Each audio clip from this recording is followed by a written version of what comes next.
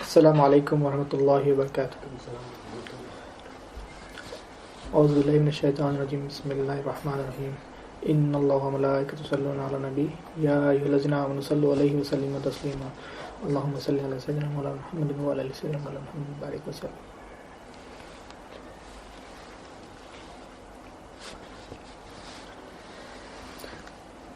اللہ تعالیٰ کا بے انتہا فضل و کرم ہے جس نے ہمیں نبی کریم صلی اللہ علیہ وسلم کی امت میں پیدا فرمایا اور پیدا ہونے کا فخر عنایت فرمایا. الحمدللہ یہ فخر رشک انبیاء نکلا. مزید برائے کرم ہوا اللہ تعالیٰ نے ہمیں قرآن جیسی نعمت سے وابستہ فرمایا, اولیاء اللہ کے دامن سے وابستہ فرمایا اور تجدید ایمان کے لیے یہاں جمع فرمایا. الحمدللہ ہم پچھلے ٹاپکس میں پڑھ چکے ہیں کہ علم دین کی حقیقت قرآن سے اور حدیث جبرائیل سے, اور اصول دین. ہماری آخری ٹاپک تھی اصول دین, جس میں ہم پڑھ چکے ہیں کہ اصول دین 5 ہے: اسلام, ایمان, احسان, تقوی اور توحید. اور آج اپن انشاءاللہ اصول دین کی جو پہلی بات ہے کہ پہلا اصول ہے اسلام کے بارے میں ہم تھوڑا سا پڑھنے کی کوشش کریں گے انشاءاللہ. تو اسلام حدیث جبرائیل سے ہم نے سیکھا ہے کہ دین کیا ہے. دین قرآن شریف سے دین کا مطلب سمجھے کہ جزا اور بدلہ. حدیث جبرائیل سے ہم سمجھے کہ منشاء حق, یہ یعنی اللہ کی مرضی ہے دین. اور اللہ کی مرضی کیا ہے؟ اسلام, ایمان, احسان. حدیث جبرائیل سے ہمیں 3 ملے. تو اسلام, سب سے پہلے ہم اسلام کے بارے میں آج پڑھیں گے. اسلام کا مطلب کیا ہے؟ جب جبرائیل علیہ السلام حضور صلی اللہ علیہ وسلم سے سوال کرے کہ یا نبی صلی اللہ علیہ وسلم آپ بتائیے کہ اسلام کے بارے میں کچھ بتائیے, اسلام کیا ہے؟ تو حضور صلی اللہ علیہ وسلم نے اس وقت بتایا تھا کہ لا الہ الا اللہ محمد رسول اللہ, کہ تو یہ گواہی دے کہ سوائے اللہ کے کوئی معبود نہیں ہے, اللہ ہی تیرا حاجت روا ہے, اور محمد صلی اللہ علیہ وسلم اللہ کے رسول ہے, اور نماز پڑھو, روزہ رکھو, زکوٰۃ دیں, اور استطاعت ہو تو حج کریں. یہ 5 ارکان بتائے گئے ہیں اسلام کے. اور زبان سے اقرار کر کے دل سے تصدیق کرنا, یہ اس کے بارے میں 5 ارکان بتائے گئے اسلام. یہ 5 ارکان کو جو سمجھ گیا, اس کو عمل میں لے کے آیا, اس کے اوپر جو استقامت رکھ لیا, وہ بن گیا مسلمان.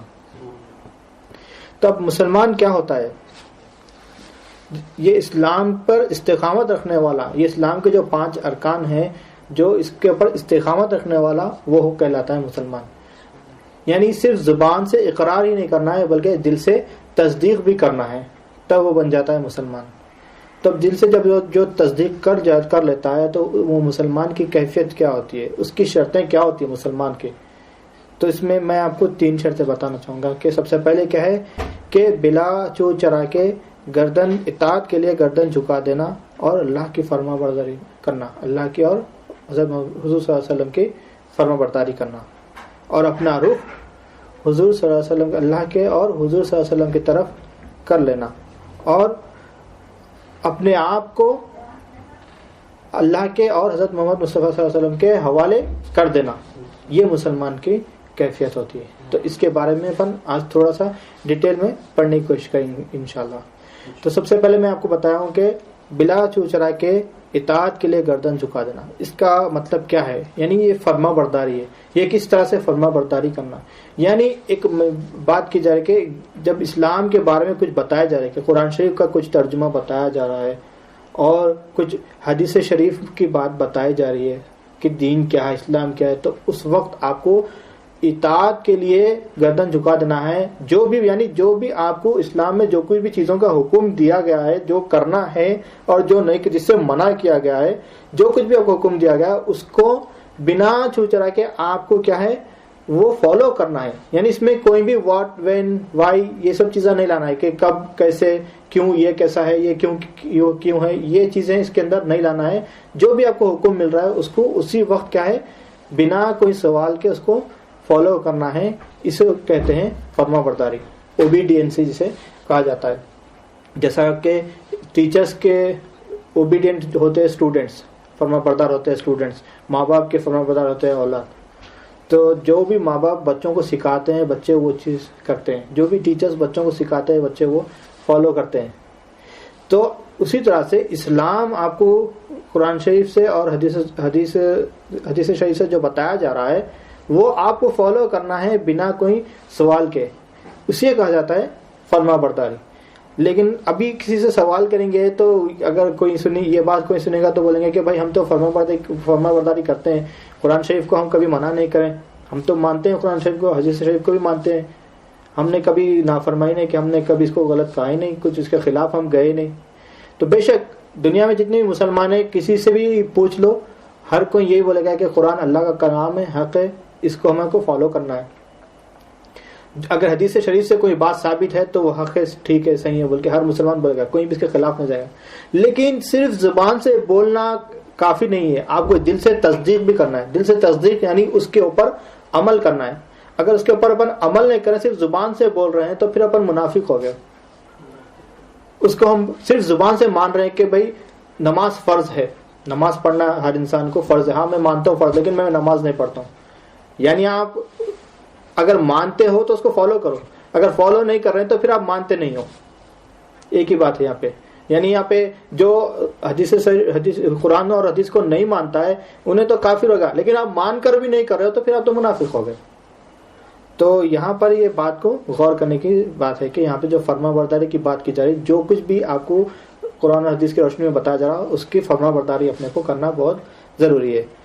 اس کے لیے ایک چھوٹی سی مثال دی جا رہی ہے کہ جب نماز حضور صلی اللہ علیہ وسلم جب نماز پڑھاتے تھے تو ہمارا جو قبلہ اول تھا بیت المقدس, تو جب وہاں پہ نماز مسجد قبلتین میں ایک نماز ہو رہی تھی, قبلہ تھا بیت المقدس کی طرف. تو اللہ تعالیٰ کی طرف سے وہی آئی کہ آپ کو یا نبی صلی اللہ علیہ وسلم آپ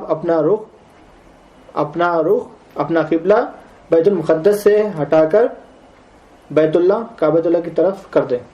تو دورانی نماز میں حضور صلی اللہ علیہ وسلم نے اپنا قبلہ بدل کر بیت المقدس سے بدل کر بیت اللہ کعبۃ اللہ کی طرف اپنا قبلہ کر دیا. تو اس وقت جتنے بھی پیچھے نماز پڑھے تھے, جتنے صحابہ تھے, وہ لوگ بنا چوچرا کے گردن جھکا دیے حضور صلی اللہ علیہ وسلم کو, بنا کوئی سوال کرے کے اسی وقت وہ لوگ بھی حضور صلی اللہ علیہ وسلم کو جیسے دیکھے وہ لوگ بھی کیا اپنا رخ بدل دیے. لیکن کچھ منافقین ایسے تھے جو اس کے اوپر سوال اٹھائے کہ یہ قبلہ کیسا ہوا, یہ کیسا بدلا. تو اللہ تعالیٰ فرمائے کہ ہم نے یہ قبلہ اسی لیے بدلا ہے کہ پتہ چل جائے کہ کتنے لوگ آپ کے فرما بردار ہیں اور کتنے لوگ آپ کے خلاف ہیں. تو اس سے ہمیں پتہ چل رہا ہے کہ یہ بات بتائی جا رہی ہے کہ ہمیں جب بھی اللہ تعالیٰ کا حکم آتا ہے, حضور صلی اللہ علیہ وسلم کا فرمان آتا ہے, ہمیں بنا چوچرا کے کیا ہے گردن جھکا دینا ہے, اپنے کو وہ چیز فالو کرنا ہے. یہ بہت امپورٹنٹ ہے. تو ایک اور واقعہ میں آپ کو بتاؤں کہ جب معراج شریف ہوئی, حضور صلی اللہ علیہ وسلم کو معراج ہوئی, تو اس وقت حضور صلی اللہ علیہ وسلم نے فرمایا, سب کو بتایا کہ مجھے معراج ہوئی ہے. تو کئی جو منافقین تھے, کئی کفار تھے, وہ لوگ کیا ہے اس بات کا کیا ہے مذاق بنانے کی کوشش کر رہے تھے کہ یہ بات کو جھٹلانے کی کوشش کرتے کہ ایسا اس طرح سے نہیں ہوتا ہے. تو سب سے بڑا جو کافر تھا اس وقت ابو جہل, وہ حضرت ابوبکر صدیق رضی اللہ عنہ کے پاس آتا ہے, آ کے بولتا ہے کہ آپ کو پتہ ہے آج حضور صلی اللہ علیہ وسلم نے کیا کہا. وہ کہہ رہے ہیں کہ ان کو معراج نصیب ہوئی, وہ ایک ہی رات میں وہ اللہ تعالیٰ سے ملاقات کر کے آئے ہیں. کئی سارے واقعہ بتا رہے ہیں, ایک ہی رات میں اتنا سب کام کر کے آئے. تو حضرت ابوبکر صدیق رضی اللہ عنہ نے کہا ہے کہ اگر یہ حضور صلی اللہ علیہ وسلم کا فرمان ہے, اگر یہ بات حضور صلی اللہ علیہ وسلم نے کہی ہے تو یہ حق ہے, اس چیز کی میں گواہی دیتا ہوں, میں گواہ ہوں کہ یہ بات بالکل سچ ہے, یہ حق ہے. تو یہاں پر بھی کیا ہے اوبیڈینسی کی بات بتائی جا رہی ہے, کہ فرما برداری کی بات بتائی جا رہی ہے کہ حضرت ابوبکر صدیق رضی اللہ عنہ کا کیا ایمان تھا اس وقت کہ وہ لوگ یہ نہیں بتایا کہ میں جا کے انفارمیشن لیتا ہوں, میں جا کے پوچھتا ہوں, دیکھتا ہوں, دیکھ کر آپ کو بولتا ہوں, اس طرح سے نہیں بتایا. وہ سیدھے بتا دیا کہ جو اگر اللہ تعالیٰ حضور صلی اللہ علیہ وسلم کا یہ فرمان ہے تو بالکل یہ حق ہے, اور یہ کیا ہے میں اس کی گواہی دیتا ہوں بول کے بولے. تو صحابہ کا ایمان اس طرح سے تھا, وہ ہمیشہ کیا ہے حضور صلی اللہ علیہ وسلم جب بھی جو بھی وحی نازل ہوتی تھی حضور صلی اللہ علیہ وسلم صحابہ کو سناتے تھے, اور صحابہ کیا ہے اطاعت کے ساتھ اپنی گردن جھکاتے تھے. جو بھی حضور صلی اللہ علیہ وسلم بتاتے تھے اس کے برابر اس کو عمل میں لے کے آتے تھے. وہ حضور صلی اللہ علیہ وسلم کی اسی فرما برداری کرتے تھے. تو ہمیں بھی وہی ایمان رکھنا چاہیے, وہی فرما برداری رکھنا چاہیے. لیکن صرف ہم مسلمان نام کے مسلمان ہو گئے لیکن فرما برداری نہیں کر رہے, ہم نافرمانی کر رہے ہیں, تو ہم منافقوں میں گئے. آگے میں ایک بات بتایا تھا کہ اپنا رخ جو ہے اللہ کی طرف اور حضور صلی اللہ علیہ وسلم کی طرف کر دینا ہمیشہ. یعنی رخ, یعنی جب ہم نماز کے لیے کھڑے ہوتے ہیں تو ہم کیا ہے, اپنا رخ کیا ہے, قبلے کی طرف کرتے ہیں. تو یعنی اپنا رخ, یعنی اپنے صرف جسم کو, اپنے آنکھ کو, اپنے جسم کو کیا ہے رخ اللہ کی طرف رخ کر رہے ہو, لیکن اپنا قلب کو اللہ کی طرف اپنا رخ نہیں کر رہے ہیں. اپنے دل میں اپن کیا ہے, دنیا کے دوسرے وسوسات, دوسرے چیزیں اس میں دل میں بٹھا کے رکھے ہیں. تو یہاں پر کیا ہے, یہ بات سمجھنا ہے کہ اپنے کو ہمیشہ ہر وقت ہر کام میں اپنا رخ اللہ کی طرف اپنے کو رکھنا ہے, تو ہی اپن کیا ہے مسلمان کہلائیں گے. لیکن اپنا ایک سائیکولوجی بنی ہوئی ہے کہ اپنے کو مسلمان بولتے کیا ہے, نماز پڑھنے والا ہے, دن میں 5 ٹائم میں نماز پڑھ لوں گا, میں مسلمان بن گیا. وہ نماز میں میرا رخ اللہ کی طرف ہو یا نہ ہو, میں نماز پڑھ رہا ہوں, میں مسلمان ہوں. میں کلمہ پڑھ رہا ہوں, میں مسلمان ہوں. لا الہ الا اللہ پڑھے ہیں کہ اللہ ہی حاجت روا ہے, میرا کوئی حاجت روا نہیں ہے. اور دنیا میں کئی لوگوں کو, اپنے بتوں کو اپنے دل میں بٹھا کے رکھے ہیں کہ یہ پیسہ میرا حاجت روا ہے, یہ میری نوکری حاجت روا ہے. لیکن ہم کلمہ پڑھ رہے ہیں لیکن حاجت روا کسی اور کو مان رہے ہیں دنیا میں. نماز پڑھ رہے ہیں, خیال کسی اور کا ہے, دنیا کا خیال رکھ کے نماز پڑھ رہے ہیں. تو یہاں پر اپنا رخ اللہ کی طرف نہیں ہے, رخ اپنا اللہ کی طرف رکھنا چاہیے ہر کام میں. ایک مثال, چھوٹی سی مثال دی جاتی ہے کہ جب ہر انسان کے کچھ نہ کچھ مصروفیات ہوتے ہیں. صبح اٹھتا ہے تو کوئی کالج جاتا ہے, کوئی اسکول جاتا ہے, کوئی کام پر جاتا ہے, نوکری پہ جاتا ہے. تو صبح اٹھتے کی نیند میں سے جب اٹھتے ہیں سب سے پہلا خیال رہتا ہے کیا ٹائم ہو رہا ہے, میرے کو آفس کو جانا ہے, میرے 8 بجے کی ڈیوٹی ہے, ابھی میرے کو کتنا ٹائم ہے, میں کتنے ٹائم میں کتنا تیار ہو سکتا ہوں, میں ناشتہ کرنا ہے, میرے کو ریڈی ہونا ہے. تو صبح اٹھ کے جلدی آپ کیا ہے, آپ کے جو آفس کا ڈریس ہے, فارمل ڈریس ہے, شرٹ پینٹ جو بھی آپ پہن رہے ہیں, چھٹی کے دن آپ پہنتے ہیں, چھٹی کے دن اٹھ کے جلدی ریفریش ہوتے ہیں, نہیں ہوتے ہیں. لیکن ریگولر ڈے میں اٹھ رہے ہیں, کیوں؟ کیونکہ آپ کا رخ کیا ہے, آپ کی نوکری کی طرف ہے, آپ کی فکر آپ کی نوکری کی طرف ہے. پھر آپ جب باہر نکل جاتے ہو تو سیدھا اب آپ باہر نکل کے گاڑی سٹارٹ کر کے گاڑی میں بیٹھ گئے, تو آپ کو جانا کہاں پر ہے؟ اب آپ سوچ رہے ہیں کہ میرے کو جانا کہاں پر ہے, تو آپ کا رخ کدھر ہے؟ نوکری کی, آپ کی کمپنی کہاں ہے, وہی روٹ پہ لوگے آپ جو روٹ میں آپ کی کمپنی ملتی ہے. دوسرا روٹ آپ نہیں لوگے جو روٹ میں آپ کو کمپنی نہیں ملتی. دیکھا کہ مثال کے طور پہ اگر ایک بندہ ہے, کوئی آدمی ہے, کوئی بندہ ہے, فلک نما کا رہنے والا ہے, اپنے حیدرآباد میں فلک نما کا رہنے والا ہے, اور اس کی نوکری ہے, اس کی ڈیوٹی ہے ایبٹس کی طرف میں. تو جب وہ وہاں سے نکلے گا تو اس کا رخ کیا ہے, وہ نکلتے اس کا پورا اس کا امیجنیشن میں اس کا پورا پلان بن جائے گا, میں یہاں سے علی آباد جاؤں گا, شالی بنڈا جاؤں گا, چامنار, افضل گنج, سیدھا ایبٹس جاؤں گا. یہ ایک اپنا رخ بن گیا. جب آپ نکل رہے ہو اچانک کوئی بول رہا ہے کہ بھائی آپ کو تھوڑا سا چندران گٹے تک جا کے آنا ہے, پیچھے بلا گوڑ تک جا کے آنا ہے, تھوڑا کام ہے, تو آپ کیا بتاؤ گے؟ بھائی میں اس راستے سے جا رہا ہوں, میرا رخ یہ ہے, میری روٹ یہ ہے, میں وہاں نہیں جا سکتا, میری کو یہاں پہ کمپنی کو جانا ہے. تو یہ آپ کا رخ ہے. جب دنیاوی کام کرتے ہو اپنا رخ اس طرح سے بنا لیتے ہو آپ. تو جب دین میں آئے ہو, دنیا میں آئے ہو, تو دنیا میں کس مقصد سے آئے, آپ کا رخ کیا ہے, آپ کا مقصد کس مقصد سے آئے؟ اللہ تعالیٰ فرماتا ہے کہ میں چھپا ہوا خزانہ تھا, خواہش ہوئی کہ پہچانا جاؤں, اس لیے میں نے مخلوق کو پیدا کیا. تو ہمارا مقصد کیا ہے؟ اللہ کو پہچاننا. تو ہمارا رخ کہاں نا, اللہ کو پہچاننے میں ہمارا رخ رہنا. ہماری روٹ کیا ہونا؟ وہ روٹ جس میں اللہ کی پہچان ہے, جو حضور صلی اللہ علیہ وسلم کی روٹ ہے, جو صحابہ کے, جو اولیاء کی روٹ ہے, وہ روٹ سے ہمارے کو جانا ہے, تب ہمارے کو اللہ کی پہچان ملیں گی. ورنہ پھر اپن یہی مثال کی طرح کہ وہ بندہ کوئی بول رہا ہے کہ میرے کو بلا گوڑے تک جانا ہے, تو آپ بلا گوڑے چلے جاؤ گے, وہاں سے چندران کوٹہ چلے جاؤ گے, آپ اپنا راستہ ہی بھٹک جاؤ گے, لیکن آپ اپنی منزل پہ نہیں پہنچو گے, کیونکہ آپ نے رخ ہی نہیں بنایا کچھ. تو اسی طرح سے آپ ایک اللہ تعالیٰ کا رخ بنا کے اسی رخ پہ آپ نے کو چلنا ہے. تو جیسا وہ مثال میں جو آدمی ملا ہے کہ مجھے یہاں جانا ہے, وہاں دنیا میں بھی آپ کو دنیاوی کام ملیں گے. آپ کے جب دین کام کرو, دین کا کام کرو گے تو دنیاوی کام بھی ملیں گے. تب آپ دیکھنا ہے جو دین میں آپ کو شامل ہے وہ کام کو اٹھانا ہے, جو دین میں آپ کو شامل نہیں ہے اس کو چھوڑ دینا, وہ آپ کی روٹ نہیں ہے. یعنی اگر آپ نکلے ہو, اگر آپ کو چائے پینا ہے تو फलकनुमा से निकले चाय पीना है तो आप चंद्रान गुट्टे की होटल में जाके चाय नहीं पियोगे, रास्ते में जो रूट मिल जा रही है वो रूट में चार मिनट रुक के निमरा में चाय पीते हुए चले जाएंगे, ये मेरी रूट है, ये रूट पे जा रहा है। अगर कोई आपको जो रूट के बाहर का काम मिल रहा है तो वो बोलेंगे अभी फिलहाल मैं ये रूट से जा रहा हूँ, मैं वो रूट पे नहीं जा रहा हूँ, मैं वो काम मैं नहीं कर सकता। तो उसी तरह से जब आप दीन का काम करोगे तो दीन के अंदर दुनियावी जितने भी काम आ रहे हैं वो दीन से मैच हो रहे हैं, जो दीन के उसूल है उसके अंदर उसके थ्रू जा रहे हैं, वो काम आप उठा लो। नौकरी करना है दीन है, बीवी बच्चों को देखना है दीन है, तो ये काम दुनियावी काम को दीन के काम के हिसाब से काम करोगे तो दुनिया काम में भी आपको दीन काम करने के बराबर, दीन के बराबर आपको ये चीज का सवाब मिलेगा। लेकिन आप जब नौकरी कर रहे हो, नौकरी के अंदर आपको कुछ दूसरे चीजें आ रहे हैं, दुनियावी चीजें आ रहे हैं, कुफर आ रहा है, दूसरे चीजें आ रहे हैं, आप जो दीन से आपको दूर कर रहे हैं उसको आप छोड़ दो। जैसे कि मैं अभी मिसाल दिया कि कोई बंदा बताया कि भाई मेरे को क्या है फलकनुमा के बाहर मेरे को चंदन गुट्टे की चाय पीने का है, तो आप बोलेंगे भाई मैं जा रहा हूँ एबिट्स को, तो मैं चंदन गुट्टे को जाके चाय पी के मैं नहीं आ सकता हूँ, मैं रास्ते में जो होटल मिली मैं होटल में वही चाय पीता हूँ, दूसरा छोड़ो। तो इसी तरह से आपका रास्ता है अल्लाह की तरफ, आपका रुख है अल्लाह की तरफ, आपके रूट में जो आ रहा है आप वो उठा लो, जो आपको दीन की तरफ खींच रहा है वो आप काम करो, वही आपका दीन हो गया।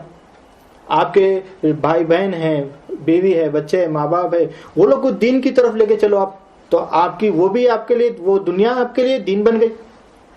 आप नौकरी कर रहे हो तो उसको दीन की नजर से देखो, ईमानदारी से किस तरह से काम करने का है, उसका हक उसको अता करने का है, ये आपका दीन मिल गया तो ये भी उठा लो। तो ये दुनियावी काम करोगे तो वो भी दीन का सवाब मिलेगा। लेकिन आप उसके अंदर आप हाजिर रवा बॉस को बना दोगे, सैलरी को बना दोगे, वहां से कोई दोस्त अगर दूसरे दुनियावी काम में आपको लेके जाने की कोशिश करेंगे, आप वहां चले जाओगे, तो ये बंदे की वही मिसाल हो गई कि तो इधर जाना था उसको ऑफिस, वो गया चाय पीने बल्ला घोड़े को, वैसे मिसाल हो गया। तो आप तो उसके आउट हो गए, उसके बाहर हो गए आप। तो ये अपना रुख हमेशा जो है अल्लाह की तरफ करना चाहिए। ये एक मिसाल से बात समझ में आ जाती है, क्योंकि हमारा मकसद, पैदा होने का मकसद क्या है, अल्लाह को पहचानना है। तो हमारा रास्ता जो है, जब भी जो भी काम करो, हर काम में देखो कि इससे मेरी अल्लाह की पहचान हो रही है नहीं हो रही है। मैं नौकरी कर रहा हूं तो इसमें मेरी अल्लाह की पहचान क्या है, ये नौकरी दिलाने वाला अल्लाह है, ये सैलरी आ रही है, ये सैलरी देने वाला अल्लाह है, मेरा हाजिर रवा अल्लाह है, ये पहचान है अल्लाह की। अल्लाह की पहचान को छोड़ दे के नौकरी में इन्वॉल्व हो जाओगे, पैसे में इन्वॉल्व हो जाएगा, तो अल्लाह की पहचान से हट गए आप आपके मकसद से हट गए, आपके रास्ते से हट गए। ये बहुत इंपॉर्टेंट चीज है, अपने को एक रुख अपना अल्लाह की तरफ करना है। जब अपन रुख अल्लाह की तरफ करना शुरू कर देंगे तो वाकई अपने को कुछ मुसीबतें आएंगे, परेशानियां आएंगे, लेकिन अपने को इसके लिए क्या करना है, अपने को जैसा अपन रूट अभी बताया कि रूट का मिसाल दिया, मैं वही मिसाल में जाके मैं थोड़ा सा और अच्छा समझने की कोशिश करेंगे कि भाई आप बताए कि फलकनुमा से जाना है एबिट्स को, तो अगर एबिट्स को जा रहे हैं आप, तो आपको पता चला कि शाली बंडे पे कुछ ट्रैफिक जाम है, रास्ता बंद हो गया है, तब आप क्या करोगे? वापस घर जाके सो तो नहीं सकते, ऑफिस में छुट्टी लेते कि शाली बंडे पे ट्रैफिक जाम है, आज मैं नहीं आता बोल के बोल सकते नहीं, आपको तो जाना ही है। तो आप क्या करोगे? रूट चेंज करोगे, वो रूट छोड़ के कोई दूसरा रूट अपनाओगे, दूसरा तरीका अपनाओगे, वो रूट से कोई और रूट से मैं आसानी से जा सकूं बोल के।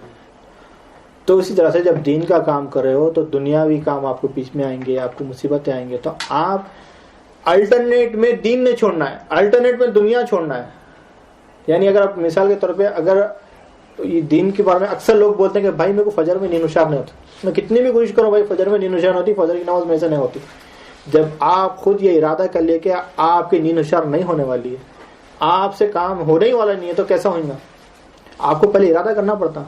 अच्छा फजर में नींद हुशार नहीं होती आपको, तो अगर कोई बोले कि आपको सुबह में आपको एग्जाम है, किसी को इंटर का एग्जाम जल्दी हो जाता है, उस टाइम पे एग्जाम्स के टाइम पे जो फजर में उठने की बिल्कुल आदत नहीं थी, वो बच्चे 4 बजे उठ के बुक्स लेके पढ़ लेते रहते, तो ये तो फजर में उठने वाला नहीं था, फिर कैसा उठ गया? नहीं एग्जाम है आज, तो उसका रुख एग्जाम की तरफ है, तो उसका रुख अल्लाह की तरफ रहा तो नहीं भी उठ जाता, बेशक अल्लाह सुबह जो फजर का टाइम है वो फजर पे उठ जाता है। तो रुख अल्लाह की तरफ करोगे तो ही उठेंगे।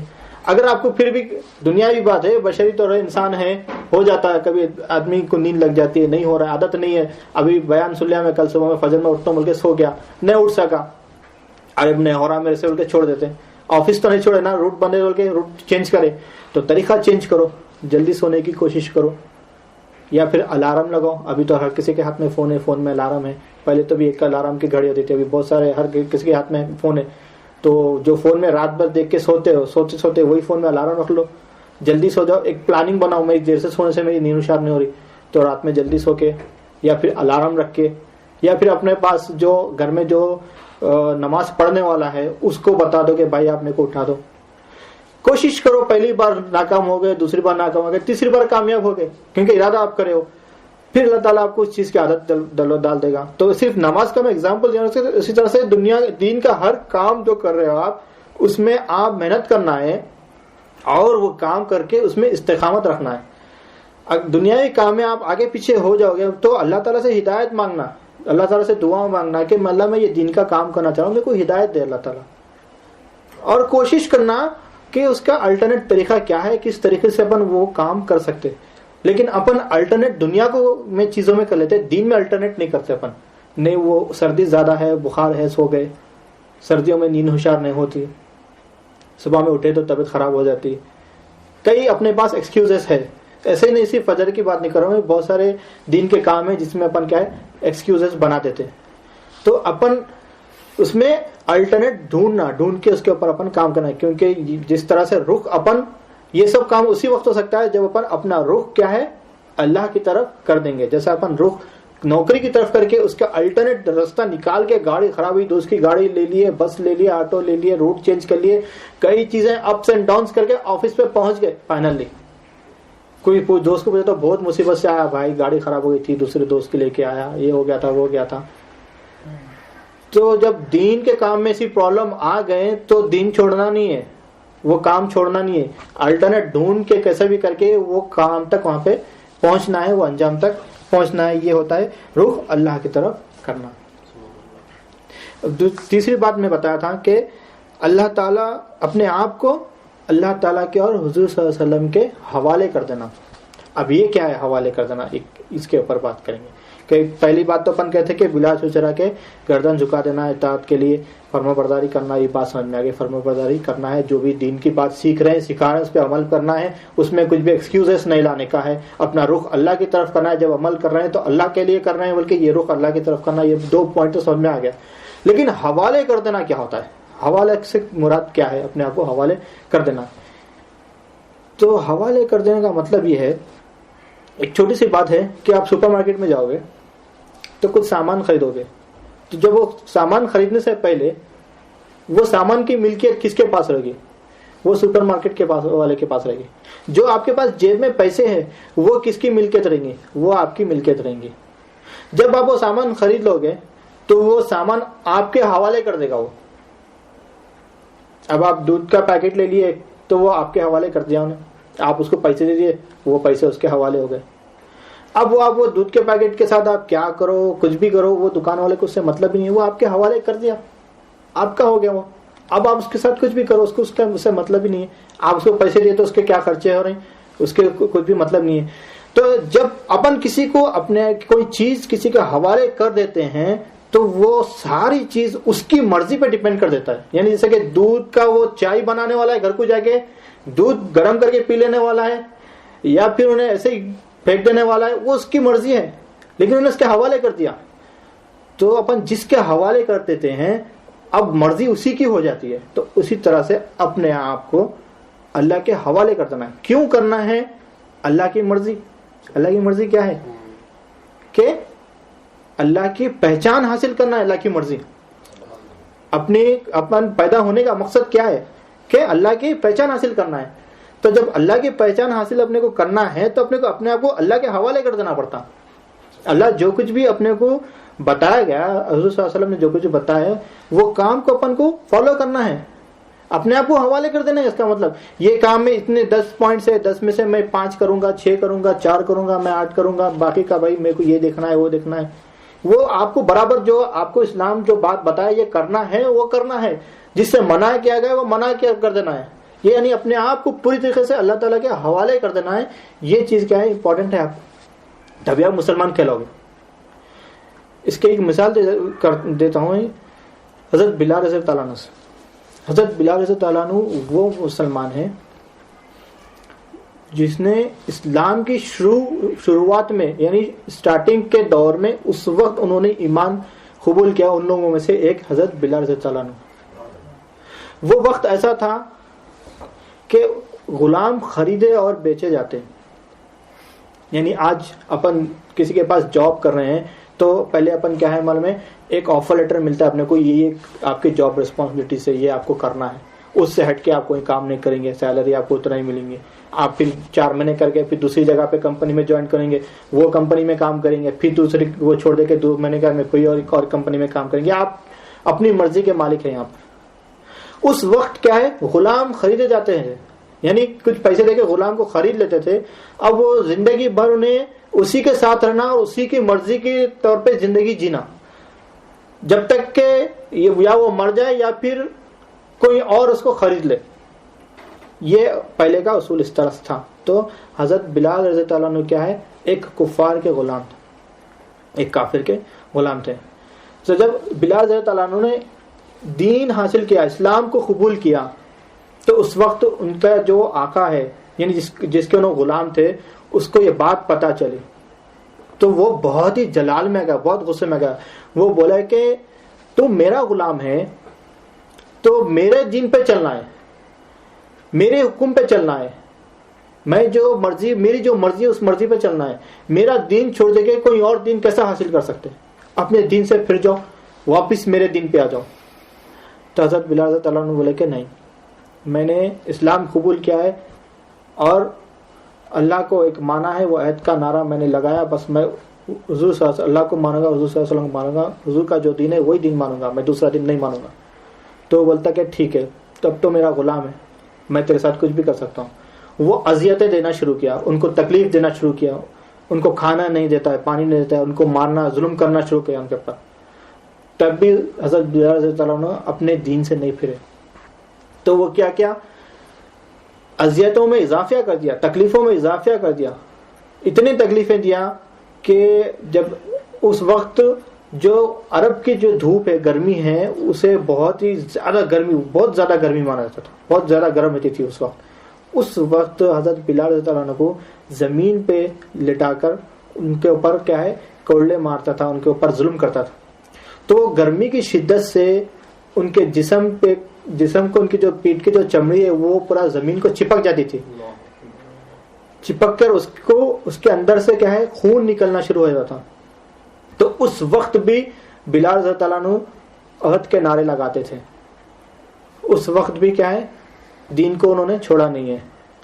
تو وہ بیزار ہو کے وہ بولا کہ اب ایسا نہیں ہوگا، بلکہ وہ ان کے گلے میں رسی باندھ کے مکے کے کچھ جو کفاروں کے جو بچے تھے، بدماش بچے تھے، ان لوگوں کے ہاتھ میں دے دیا۔ وہ بلال رضی اللہ عنہ کو گھسیٹتے ہوئے پورا مکے میں گھما رہے ہیں، جو کافر ہے پورے ان کو دیکھ کے ہنس رہے ہیں، اس کا مذاق اڑا رہے ہیں۔ آخر میں حضرت بلال رضی اللہ عنہ کو جھاڑ پر بند دیتے ہیں، بند کر ان کے اوپر پتھریں مارتے ہیں، سب لوگ ان کا مذاق اڑاتے ہیں۔ تو کچھ کفار بولتے ہیں کہ اتنی تکلیف ملنے کے بعد میں بھی تم اپنی ضد پہ کیوں اڑے ہو، پرانے دن پہ آ جاؤ واپس، کیا ہے اتنی تکلیف مل رہی ہے تم کو، سمجھ میں نہیں آ رہا۔ تو حضرت بلال رضی اللہ عنہ بتاتے ہیں کہ جب آپ مٹی کا برتن خریدنے کے لیے جاتے ہو تو اسے ٹھوک کر دیکھتے ہیں کہ یہ کتنا مضبوط ہے یا نہیں ہے۔ تو بلال کے دین کو، بلال کے ایمان کو اللہ تعالیٰ آزما رہا ہے۔ وہ ابھی یہ بلال کو ٹھوک کر دیکھ رہا ہے کہ بلال اپنے دین میں کتنا پکا ہے، اور یہ بول کر وہ عہد کے نعرے لگاتے ہیں۔ حضرت ابوبکر صدیق یہ سارا واقعہ دیکھتے ہیں، دیکھ کر حضور صلی اللہ علیہ وسلم سے اجازت لے کر حضرت بلال رضی اللہ عنہ کے آقا کے پاس پہنچتے ہیں، پہنچ کے ان سے بات کرتے ہیں، بولتے ہیں کہ یہ آپ اتنی جو تکلیفیں دے رہے ہو اس سے کیا ملنے والا ہے، کیوں اتنی تکلیفیں دے رہے ہو، اس کو تکلیفیں مت دیو۔ تو وہ بولتا ہے کہ یہ میرا غلام ہے، یہ میری مرضی ہے، میں جو چاہوں جتنا چاہے وہ میں تکلیف دوں، یہ میری مرضی ہے۔ تو ابھی کب تک تکلیف دینے کا ارادہ ہے؟ تو وہ بولتا ہے کہ میں اتنی تکلیف دوں گا، میں یا تو یہ اپنے دین سے پھر لے، واپس میرے دین میں آ جائے، یا پھر یہ مر جائے، میں تب تک تکلیف دوں گا۔ تو حضرت ابوبکر صدیق رضی اللہ عنہ بولتا ہے کہ یہ جو دین حاصل کرا ہے، جو ہدایت اس کو ملی ہے، اس سے یہ پھرنے والا نہیں ہے، یہ بات تو پکی ہے، 100% یہ نہیں پھرنے والا ہے۔ اور اگر یہ مر جائے تو تمہارا کیا فائدہ ہے, تمہارا اس میں کیا فائدہ ہے, تو کیا راستہ ہے بول کے پوچھتے ہیں. اتنا ہے تو جو ان کا آقا ہے وہ بولتا ہے کہ تم کو اتنا ہمدردی تو پھر اس کو خرید کے لے کے جاؤ. تو وہ بولتے ہیں میں خریدنے کے لیے تیار ہوں, بتاؤ اس کی قیمت کیا ہے. تو اس وقت ان کا جو آقا ہے حضرت بلال رضی اللہ عنہ کا, وہ سمجھ گیا کہ ابھی یہ اسلام کے لیے ان کو لینے کے لیے جا رہے ہیں, تو اب میں ایسی قیمت بتاؤں گا کہ یہ خود واپس چلے جائے. ایک غلام کی قیمت ہے نا, ہر چیز کی قیمت ہوتی ہے. کوئی چیز خرید رہے ہیں آپ تو اس کی ایک ویلیو رہتی ہے. ایک کوئی کا خرید رہے ہیں, ایک دودھ کا باٹل خرید رہے ہیں 3 درہم کا ہے, اگر میں اس کو میں بولوں گا 1000 کا ہے تو آپ کیا بولیں گے, کیا بات کر رہے ہیں, میں بول کے چلے جائیں گے, آپ خود جائیں گے. بیچنا نہیں ہے تو اکثر لوگ ایسے ہی کرتے ہیں, اگر کوئی چیز بیچنا نہیں تو اس کو کئی گنا زیادہ ریٹ بتا دیتے ہیں. تو وہ کہا کہ یہ سوچا وہ سوچا کہ مجھے واپس چلے جانے کے لیے کیا کئی گنا زیادہ ریٹ بتا دیا حضرت بلال رضی اللہ عنہ کو. تو حضرت ابوبکر صدیق رضی اللہ عنہ بولے کہ مجھے منظور ہے, اور انہوں نے وہ بات کو قبول کر کے انہوں اس کے لیے پیسہ دے دیا.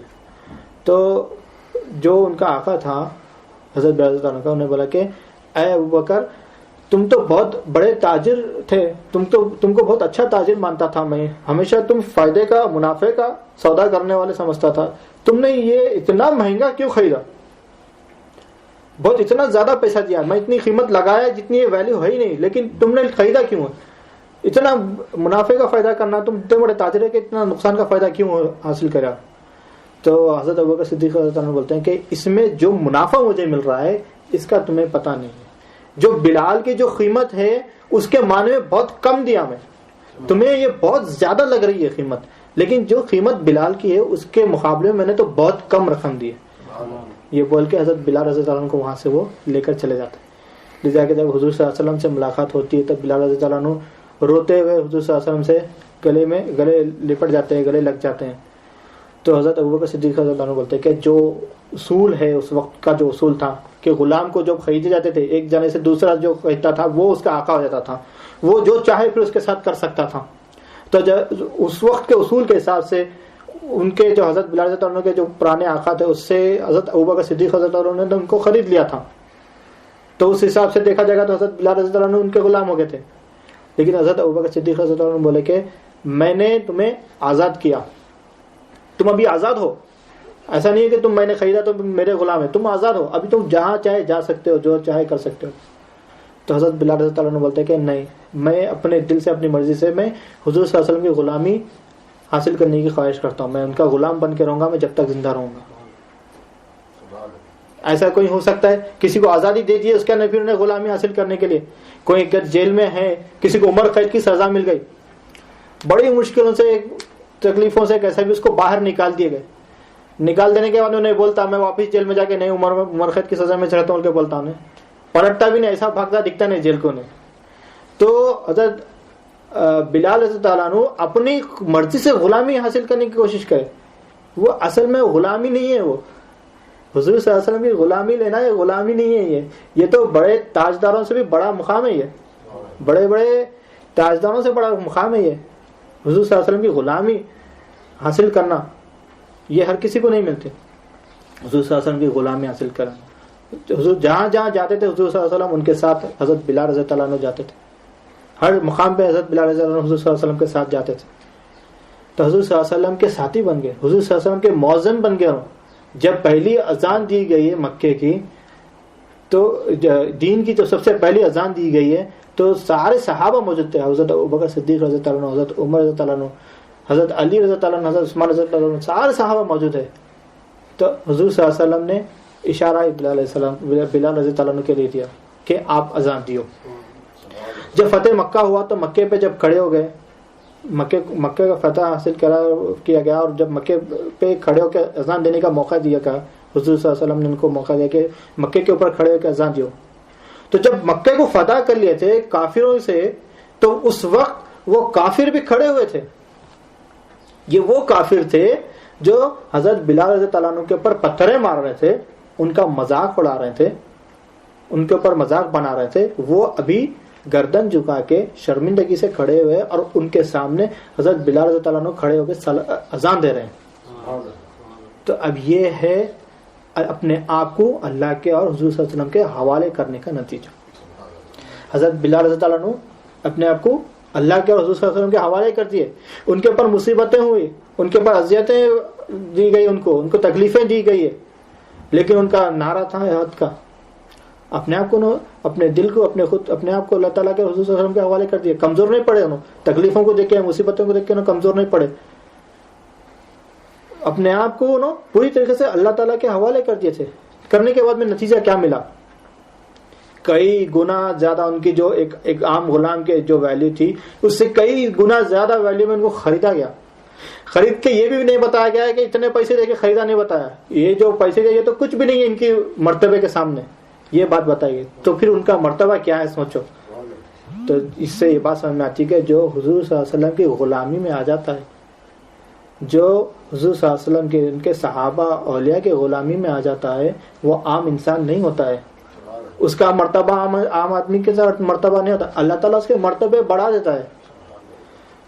تو اس وقت جو یہ ہم کو یہ عبرت حاصل کرنا چاہیے کہ جو بلال رضی اللہ عنہ کو جو مقام ملا حضور صلی اللہ علیہ وسلم کی غلامی حاصل کرنے کے بعد, یہ مقام ملا. اپنے آپ کو اللہ تعالیٰ کے حضور صلی اللہ علیہ وسلم کے حوالے کرنے کے بعد یہ مقام ملا. تو ہم کو جب اپنے آپ کو اللہ تعالیٰ کے حوالے کر دیتے ہیں, حضور صلی اللہ علیہ وسلم کے حوالے کر دیتے ہیں, تو ہم کو کچھ دن کے لیے کچھ تکلیفیں حاصل ہوئیں گے, دنیاوی پریشانی آئیں گے, تکلیف آئیں گے. یہ کس لیے آئیں گے؟ کیونکہ اپنے نفس کو فی الحال کیا ہے معلوم ہے, کفر اور نفاق کی طرف پورا اس کی عادت ڈال کے چھوڑے نا, پوری طریقے سے اس کے اپنے آپ کفر کا غلام, دنیا کے غلام بنا کے رکھے ہیں نفس کو. تو وہ کیسا مانے گا نفس دین پہ چلنے کے لیے؟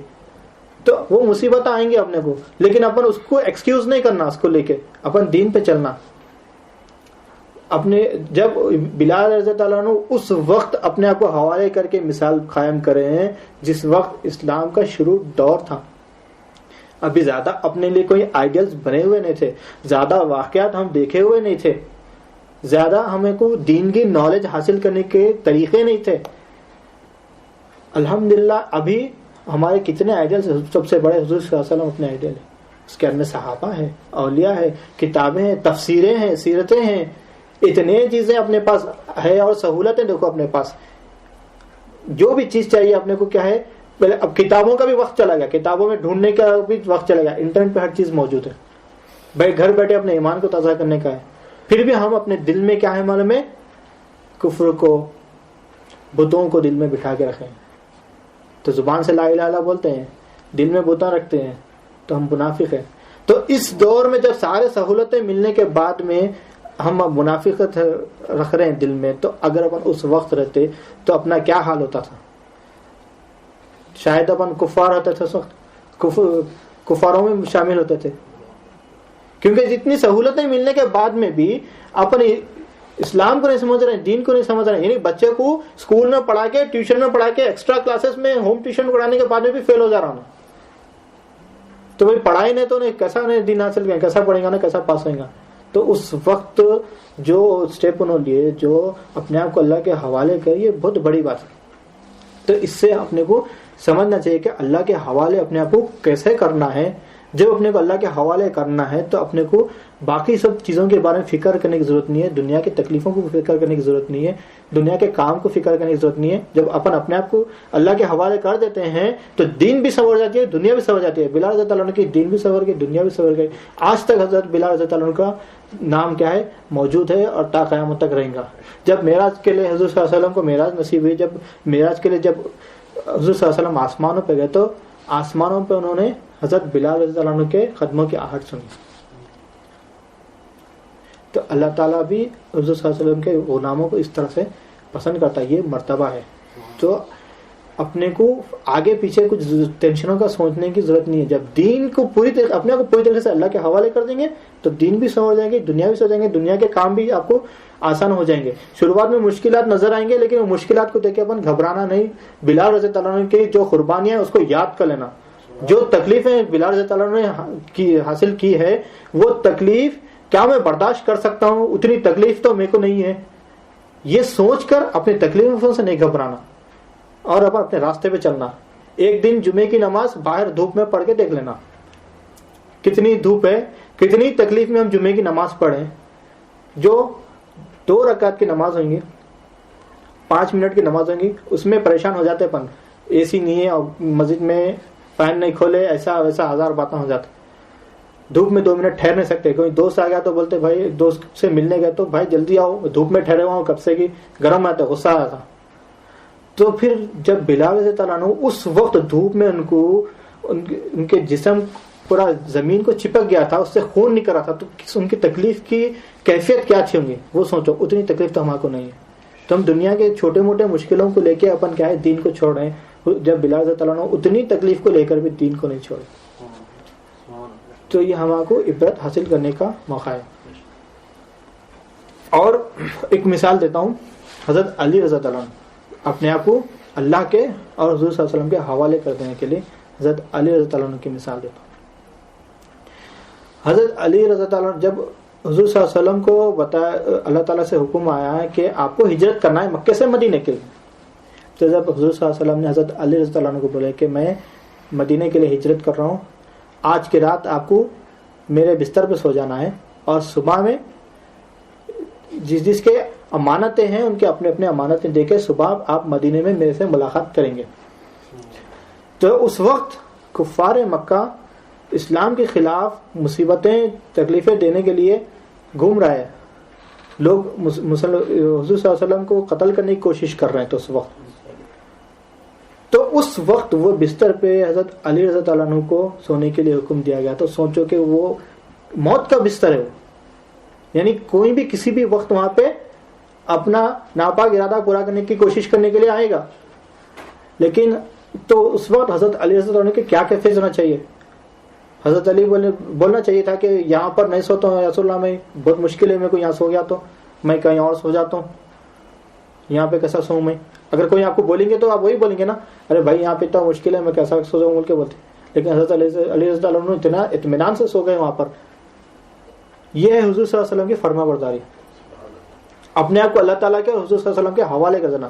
جب حضرت علی رضی اللہ عنہ سے پوچھا گیا کہ آپ اس وقت جب سوئے تو آپ کو کیسا لگا, تو اس وقت حضرت علی رضی اللہ عنہ بولے کہ میں اپنی پوری زندگی میں اتنی سکون کی نیند نہیں سویا جتنی سکون کی نیند اس وقت سویا ہوں. یہ ہوتا ہے اللہ تعالیٰ کے اپنے آپ کو اللہ اور حضور صلی اللہ علیہ وسلم کے حوالے کر دینے والے کی نیند. اپن سو رہے ہیں رات میں, گھر میں ٹینشن, رات میں نیند میں سو رہے ہیں ٹینشن, صبح جا کے آفس میں یہ کام کرنا ہے, یہ کرنا ہے, یہ قرضہ ہے اس کو دینے کا ہے, پیسہ اس کا کیسا, یہ خرچہ کیسا, وہ خرچہ کیسا, یہ ٹینشن میں اپن, نیند نہیں آ رہی. سارے سہولتیں ہیں, اپنے کو سکون ہے, اے سی ہے, سب ہے, نیند نہیں ہے. کیوں ٹینشن ہے؟ کیوں؟ کیونکہ اپنے آپ کو اللہ اور حضور صلی اللہ علیہ وسلم کے حوالے اپن نہیں کریں. جس دن آپ اپنے آپ کو اللہ تعالیٰ کے حضور صلی اللہ علیہ وسلم کے حوالے کر دیں گے, تو جب اپنے آپ کو حوالے کر دیں گے, اپنے فکر کو, اپنے ٹینشن سے, اپنی مصیبتوں کو, سب چیز کو اللہ کے حوالے ہو جائے گی. آپ حضرت علی رضی اللہ عنہ جس طرح سے سکون سے سوئے اس طرح سے آپ سکون کی نیند لوگے, کیونکہ میرا حاجت روا تو اللہ ہے, میرے کو یہ سب سننے کی ضرورت نہیں ہے. آپ سکون کی نیند سوئیں گے. یہ اپنے آپ کو اللہ تعالیٰ کے حوالے کرنے کے یہ فائدے. تو اس بات سے ہمیں غور کرنا چاہیے کہ اپنے آپ کو اللہ کے حوالے کس طرح سے کریں. ایک مثال لیتے ہیں حضرت ابوبکر صدیق رضی اللہ عنہ کے غار سور کی. جب ہجرت کے لیے جا رہے تھے تو ایک مرتبہ غار سور میں رکنے کا موقع ملا. تو حضرت ابوبکر صدیق رضی اللہ عنہ حضور صلی اللہ علیہ وسلم کو فرمایا کہ یا رسول اللہ آپ کچھ دیر انتظار کریے, میں اندر صفائی کر کے آتا ہوں. انہوں نے اندر غار سور کو سارے صفائی کی ہے. تو جہاں پر سانپ کے جو ہول ہے, یعنی پہلے پہاڑوں میں اگر آپ جاؤ گے تو زمین پہ کیا ہے کچھ سوراخیں نظر آئیں گے جو سانپ وغیرہ سوراخیں بنا کے رکھتے ہیں. تو انہوں نے وہ سارے سوراخوں کو کیا انہوں نے بند کر دیا, اپنا کرتا نکال کے کرتے مبارک سے بھی سوراخ کو بند کر دیا. تو ایک سوراخ رہ گیا تھا, تو وہاں پر انہوں نے اپنی ایڑی مبارک لگا کر وہاں پر بیٹھ کے حضور صلی اللہ علیہ وسلم کو اپنے گود میں لٹا دی. وہاں پہ حضور صلی اللہ علیہ وسلم اپنے سر کو کیا ہے حضرت ابوبکر صدیق رضی اللہ عنہ کے گود میں رکھ کر سو گئے. تو اس سوراخ میں ایک سانپ آیا. سانپ آ کر کیا ہے حضرت ابوبکر صدیق رضی اللہ عنہ کو ڈسنا شروع کر دیا تاکہ اس کو باہر نکلنا ہے. تو وہ سانپ کی بھی اپنی ایک واقعہ ہے, وہ حضور صلی اللہ علیہ وسلم کا دیدار کرنا چاہ رہا تھا. تو میں ابھی وقت کے حساب سے میں شارٹ کٹ میں جو میرا ٹاپک میں بولنا چاہ رہا ہوں اس پہ ان شارٹ میں بتا کے نکل جاتا ہوں بات کو, کہ وہ سانپ ابوبکر صدیق رضی اللہ عنہ کو ڈسنا شروع کر دیا. تو وہ بہت ہی پرانا اور بہت ہی زہریلا سانپ تھا. تو اب یہ یہاں پر حضرت ابوبکر صدیق رضی اللہ عنہ کی کیفیت دیکھیے. وہ ذرا بھی ایک چھوٹا سا موومنٹ بھی نہیں کریں تاکہ حضور صلی اللہ علیہ وسلم کی نیند خراب نہیں ہونا کہ اپنا ایک چھوٹا سا موومنٹ نہیں کرے. ہمارے کو آج ایک چھوٹی سی چمٹی بھی کاٹے تو اپن نیچے سے اوپر تک پورا ہل جاتے ہیں. چمٹی کاٹے بول کے اڑ جاتے ہیں, بھائی یہاں چمٹے میں بیٹھتا ہوں نہیں بول کے اڑ کے چلے جاتے ہیں. ایک ہی تھی بھائی چلے گئے وہ تو بھی نہیں میں نہیں بیٹھتا ہوں بولتے. حضور جو اس وقت حضرت ابوبکر صدیق رضی اللہ عنہ کو سانپ نے ڈس لیا تب بھی وہ کیا ہے بڑے ہی اطمینان سے بیٹھے, بالکل ہلے نہیں. کیا ان کو تکلیف نہیں تھی؟ بالکل ان کو تکلیف ہو رہی تھی, لیکن وہ جو ان کو تکلیف ہو رہی تھی وہ ان کا وہ دنیا تھی. وہ جو یہاں پہ جو آرام کرتے تھے حضور صلی اللہ علیہ وسلم ان کا دین تھا. انہوں دنیا کیسے دین خراب نہیں کر سکتے تھے, انہوں اپنے آپ کو اللہ اور حضور صلی اللہ علیہ وسلم کے حوالے کر دیے تھے نا. تو وہ تکلیف وہ ڈستے ڈستے ڈستے وہ کئی مرتبہ ان کو ڈسا ہے. تو جب زہر چڑھ چکا تھا پوری طریقے سے, تو جب ان کو تکلیف برداشت نہیں ہوئی تو ان کے آنکھ سے آنسو روانہ ہو گئے. جب آنکھ سے آنسو جاری ہو گئے تو کچھ آنسو کچھ قطرے حضور صلی اللہ علیہ وسلم کے چہرے مبارک پہ گرے تو ان کی نیند ہوشیار ہوئی. تو جب اس وقت حضور صلی اللہ علیہ وسلم نے پوچھا کہ اے ابوبکر کیوں رو رہے ہو, تو اس وقت ابوبکر صدیق رضی اللہ عنہ کا جواب تھا کہ یا رسول اللہ میرے ماں باپ آپ پر قربان, مجھے سانپ نے ڈس لیا. تو حضور صلی اللہ علیہ وسلم نے اس وقت کیا ہے ان کو ایڑی ہٹانے کے لیے بتایا گیا, اور اس وقت کیا ہے اپنا راب ذہن حضرت ابوبکر صدیق رضی اللہ عنہ کو لگایا اور وہ سارا زہر اتر گیا. تو یہاں پہ ایک بات بتائی جا رہی ہے, سانپ جیسی خطرناک چیز بھی ڈسنے کے بعد بھی حضرت ابوبکر صدیق رضی اللہ عنہ کو کچھ نہیں ہوا. کس لیے؟ کیونکہ حضرت ابوبکر صدیق رضی اللہ عنہ اپنے آپ کو اللہ اور رسول کے حوالے کر دیے تھے. تو ہمارے پاس بھی دنیا میں ہمارے پاس بہت سارے سانپ ہیں یہاں پر بھی جو ہمیں ہر طرف سے ڈستے رہتے ہیں. یہ نہیں کرو, یہ نہیں کرو, یہ کرے تو یہ مشکل ہے, یہ کرے تو وہ مشکل ہے, یہاں پر یہ ہو جائے گا, یہ بھی دنیا کون دیکھیں گا, یہ خرچے کون دیکھیں گا, کمپنی میں کون دیکھیں گا. تو یہ سارے چیزوں کو اپن فکر نہیں کرنا. ابوبکر صدیق رضی اللہ عنہ نے فکر نہیں کی اس سانپ کی, اپنے آپ کو حوالے کر جیسے اس طرح سے اپن اللہ تعالیٰ کے حوالے کر دینا ہے. اللہ تعالیٰ کے حضور صلی اللہ علیہ وسلم کے اپنے آپ کو حوالے کر دینا ہے, اور سارا کام پھر وہ اللہ کے اور حضور صلی اللہ علیہ وسلم کے حال پہ چھوڑ دینا ہے. دنیا بھی ٹھیک ہو جائے گی, دین بھی ٹھیک ہو جائے گی, اور یہ جتنے سانپ ہیں وہ آتے رہیں گے جاتے رہیں گے. ان لوگ کے ڈسنے سے آپ کو کچھ بھی فرق نہیں پڑے گا انشاءاللہ. تو ایک بات آگے بڑھاتے ہوئے انشاءاللہ بات کمپلیٹ کرنے کی کوشش کروں گا کہ حدیث شریف ہے کہ مسلمان کون ہیں. ابھی تک ہم نے 3 پوائنٹ تو پڑھ چکے ہیں مسلمان کے, کہ مسلمان یعنی بلا چوچرا کے اطاعت کے لیے گردن جھکا دیتا ہے اور فرما برداری کرتا ہے اور اپنا رخ اللہ کی طرف کرتا ہے. یہ مسلمان کی کیفیت ہے, اور اپنے آپ کو اللہ کے حضور صلی اللہ علیہ وسلم کے حوالے کر دیتا ہے. اور آگے بتایا جاتا ہے کہ حدیث شریف میں کہ مسلمان وہ ہے جس کی زبان سے اور ہاتھ سے دوسرے مسلمان محفوظ رہے. یعنی اپنی زبان اور اپنے ہاتھ سے دوسرے مسلمان محفوظ رہنا چاہیے. یعنی ہم ابھی اپنا خود کا محاسبہ کر لیں گے کہ صبح سے لے کے شام تک ہم کتنے لوگوں کو کیا ہے تکلیفیں دے رہے ہیں, کتنے لوگوں کی غیبت کر رہے ہیں, چغل خوری کر رہے ہیں. یہ زبان سے دوسرا مسلمان محفوظ نہیں ہو رہا ہے. ایک مسلمان دوسرے مسلمان کے بارے میں کچھ بھی غیبتیں کر رہا ہے, چغل خوری کر رہا ہے, یہ زبان سے اپن لوگوں کو تکلیف پہنچا رہے ہیں. کسی کو مار رہے ہیں, ہاتھ اٹھا رہے ہیں, یہ ہاتھوں سے تکلیف دے رہے ہیں دوسروں کو. تو اس بعد میں سے ایک بات سمجھ یاد آتی ہے کہ اکثر لوگ بولتے ہیں کہ میرے کو غصہ برداشت نہیں ہوتا. ہو بھائی میں کیا کروں, میں ہوں بھائی اچھا انسان, میں سب کے ساتھ اچھا رہتا ہوں, لیکن میں غصہ آ گیا تو میرے کو برداشت نہیں ہوتا. بھی بچوں پہ ظلم کر رہے ہیں, مار رہے ہیں, کئی کو بہت انہوں یہ غلطی کرے تھے, میں مارا, غصہ آیا, کیا کروں, میں غصہ برداشت نہیں ہوتا تو میں مار دیا.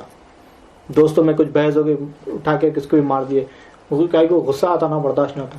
اور ایسے انسان کو اپنے پاس بہت زیادہ اپریشیٹ کرتے ہیں. بھائی نے کس کو بھی مارتا کرتا ہوا تو اسے ملا جل کے رکھنا, پہلوان ہے مل جل کے رہنا, کاما بنتے اپنے, کس کو بھی لڑائی جھگڑا تو لے جا کے اس کو مارنے کرا سکتے. اس کو نصیحت دینا چاہیے کہ تم مسلمان ہے تو حضور صلی اللہ علیہ وسلم کا فرمان ہے کہ مسلمان وہ ہے جس کی زبان اور ہاتھ سے دوسرے مسلمان کو کیا محفوظ رہے. اور تم اپنے آپ کو پہلوانی سمجھ کے کسی اور پہ تم ظلم کر رہے ہو تو یہ مسلمان نہیں ہوتا ہے. یہ اپنے کو نصیحت دینا چاہیے, الٹا میں اس کو اپریشیٹ کرتا. تو اب یہ بات بولتے ہیں کہ لوگ غصہ برداشت نہیں ہوتا ہے. اس بات کا بھی میں کچھ تھوڑا سا خلاصہ کرنا چاہ رہا ہوں کہ لوگ بولتے ہیں کہ میرے کو غصہ برداشت نہیں ہوتا ہے. تو یہ جو لوگ بولتے ہیں کہ مجھے غصہ برداشت نہیں ہوتا ہے, یہ جو بولتے ہیں یہ لوگ بالکل جھوٹ بولتے ہیں. دنیا میں ایسا کوئی نہیں ہے کہ جس کو غصہ برداشت نہیں ہوتا ہے. بس اتنا ہے کہ وہ غصہ انہیں اسی جگہ نکالتا ہے جہاں پر کیا ہے وہ زیادہ طاقتور ہو, سامنے والا کمزور ہو, اسی وقت وہ غصہ نکالتا ہے. اگر آپ کمپنی میں جاؤ گے تو اب آپ کا باس ہے, کچھ بھی آپ کو کچھ بھی بدتمیزی کر دیا, کچھ بھی آپ کو کچھ غصے سے بات کر دیا, کچھ بھی بول دیا, آپ کیا کرو گے؟ کیسا بولا کہ باس کو اٹھا کے مار دیتے؟ پھر ہی نہیں مارتے. کچھ بھی جواب دیتے نہیں دیتے, انہیں گئے بعد میں اٹھ لیتے, چیخا مار لیتے, ٹیبلاں پٹک لیتے, یہ کر دیا وہ کر دیا, وہ میں بول دیتا تھا, جان ڈال کے خاموش بیٹھ گیا, میں تو یہ بول دینے والا تھا. لیکن بولتے نہیں کیونکہ اس کا انجام معلوم ہے, کچھ بھی بول دیا تو نوکری چلی جاتی. تو پھر کہاں گیا آپ کا غصہ؟ کنٹرول کر لیا غصے کو آپ. تو پھر ابھی تو آپ بولے غصہ کنٹرول نہیں ہوتا. پھر گھر کو آئے وہی مونڈ لے کے, غصے میں بچہ کچھ بھی دروازہ کھولنے میں, بیوی دروازہ کھولنے میں دیر کر دی, یا کھانے میں کچھ بھی دیر ہو گئی, کچھ ہو گیا, تو وہاں پہ اپنا غصہ نکل جاتا. پہلے میں صبح سے ٹینشنوں سے آ رہا ہوں, غصے سے آ رہا ہوں, مجھے معلوم ہے یہ وہ بول کے بیوی پہ ہاتھ اٹھا دے رہے ہیں, بچوں کو مار دے رہے کر رہے ہیں, ماں باپ سے بدتمیزی کر لے رہے ہیں. کیا ہوا؟ تو میں غصے میں تھا, کمپنی میں میری بحث ہو گئی تھی, میں غصے میں تھا, اس کے لیے میں آ کے کیا ہے, میں غصے میں تھا اس لیے میں آ کے یہاں پر کیا ہے یہ غصہ نکال دیا. تو آپ کو یہاں پر ایک بات سمجھ میں آ گئی ہے کہ یہاں پر جو غصہ آپ یہاں پر نکالے ہو, واقعی آپ کا غصہ کنٹرول کے باہر ہے, آپ کو کنٹرول ہو ہی نہیں سکتا. تو پھر اب یہ غصہ وہاں پر کیوں نہیں نکالے؟ کیونکہ وہاں پر وہ آپ سے طاقتور تھا, یہاں پر یہ کمزور ہے. تو بات یہاں سمجھ میں آ جاتی ہے کہ غصہ جو ہے کمزوروں پر نکالا جاتا ہے. یعنی غصہ کنٹرول نہیں ہوتا, بات ہی نہیں, کنٹرول کر سکتے ہیں لیکن جو کمزور ہے وہ نکالتے ہیں. باس ہے تو نہیں بولتا میرا امپلائی ہے, میں غصہ کرا بھی تو انہیں کہاں جانے نکالا, میں اس کے اوپر غصہ کر دیتا ہوں. اگر اس کا کوئی بزنس پارٹنر آ گیا تو انہیں خاموش پڑ جاتا, برداشت کر لیتا, ہو نہیں اس سے غلطی, کوئی غلطی ہوئی, کون کرے غلطی؟ یہ پارٹنر کا ہوتا, خاموش پڑ جاتا. پارٹنرشپ میں پھر انویسٹمنٹ کرا سو پیسے منگ لیں گے, خاموش پڑ جاتا. امپلائی کرا تو اس کے اوپر ظلم کر دیتے, انہیں کچھ بھی نہیں کر سکتا. پھر انہیں بھی کیا کرتا, باس ایسا بھی کو بولا بول کے خاموش پڑ جاتا. کلیگ بولا تو جب وہاں پہ شروع ہوتا انہیں جھگڑا کرنا, کیسا بولے تم میرے کو بول. اس کا کوئی جونیئر بولا تو انہیں غصہ آتا, گھر والوں پہ انہیں غصہ نکال دیتا. تو یعنی دنیا میں ہر انسان اپنے جو نیچے جو ہے, اپنے سے جو کمزور ہے اس کے اوپر غصہ نکال رہا ہے, اور جو اپنے سے جو اوپر ہے اس کا غصہ لے رہا ہے, ادھر سے لے رہا ہے ادھر دے رہا ہے, اور بول رہے ہیں کہ میرے کو غصہ کنٹرول نہیں ہوتا ہے. ہم کنٹرول بھی کر رہے ہیں اور غیر ضروری غصہ نکال رہے ہیں بھی, دو بھی کام میں اپن انوالو ہیں. تو پھر اپن کس طرح سے اپن دوسروں کو محفوظ رکھ سکتے ہیں اگر اس چیز میں. تو یہ حدیث شریف سے اپنے کو یہی سمجھنا ہے کہ ہم مسلمان ہیں تو اپنے کو کیا ہے اپنی زبان سے اور اپنے ہاتھ سے کیا ہے کوئی اور مسلمان محفوظ رہے. تو ہمیشہ اپن دیکھنا ہے کہ اپن اپنی زبان سے, اپنے ہاتھ سے, اپنے کوئی بھی عمل سے دوسرے مسلمان کو تکلیف تو نہیں پہنچا رہے. یہ اپن دیکھنا چاہیے, یہ اپنے آپ کو اس کا محاسبہ کرنا چاہیے. جب ایک مرتبہ حضور صلی اللہ علیہ وسلم صحابہ کے ساتھ گزر رہے تھے تو راستے میں پتھر تھا, تو حضور صلی اللہ علیہ وسلم نے وہ پتھر کو اٹھا کے بازو کر دیا اور وہاں سے گزرے. تو صحابہ نے یہ عمل دیکھ لیا, سارے صحابہ وہ عمل کرنا شروع کر دیا. اس کے بعد میں یہ دیکھو رخ اللہ کی طرف, حضور صلی اللہ علیہ وسلم کی طرف رخ. حضور صلی اللہ علیہ وسلم نے یہ نہیں بولا کہ آج سے جو بھی پتھر دکھیں گا سائڈ میں ہٹاؤ, نہیں بولے. انہوں نے ہٹایا, دیکھ کے صحابہ اس کے اوپر عمل. حضور صلی اللہ علیہ وسلم نے جو کچھ بھی کیا صحابہ کے لیے فرض بن جاتا تھا, وہ فرض سمجھ کے کام کرتے تھے. وہ اس طرح سے ان لوگوں کا عمل تھا. تو صحابہ وہ پتھر ہٹانا شروع کر دی, جو بھی راستے سے گزرتے تھے پتھر تھا, پتھر ہٹائے دیتے. تو اتنی بات ہو گئی تھی آخر میں کہ جب کفار وہاں کے راستے سے گزرتے تھے تو راستے میں اگر کہیں پتھر نظر آ گیا تو کفار بولتے تھے یہاں سے نبی کے صحابہ نہیں گزرے, لگتا ہے یہاں پہ کوئی صحابی گزرے نہیں ہے. اگر صحابی گزرتے تو یہ پتھر یہاں نہیں رہتا تھا, یہ کفار بولتے تھے. تو یہ اس طرح سے, یہ دیکھے تو چھوٹی سی چیز ہے لیکن دوسرے مسلمان کو تکلیف ہو سکتی ہے پیچھے آنے والے کے, اس کو محفوظ رکھنے کے واسطے ہم پتھر ہٹا رہے ہیں. تو اس طرح سے ہمیں بھی کیا ہے دوسروں کو محفوظ رکھنا چاہیے, اپنی زبان سے, اپنے کلام سے, اور اپنے دین سے بھی. اب لوگوں کو کیا ہے بتانا چاہیے, جس کو معلوم نہیں ہے اس کو بتانا چاہیے کہ تمہیں کس طرح سے خود کو محفوظ رکھنا ہے اور کسی اور کو تمہارے عمل سے محفوظ رکھنا ہے. یہ اپنے کو سکھانا چاہیے. یعنی اپریشیٹ نہیں کرنا. کوئی جھگڑا کرنے والا ہے, لڑنے والا ہے, غصے والا تھا, ارے بہت کام کا آدمی بول کے سب مل کے رہتے, ارے نہیں غصے والا ہے, کہیں بھی کچھ بھی جھگڑا ہو تو اس سے کام اپنا کرا لے سکتے.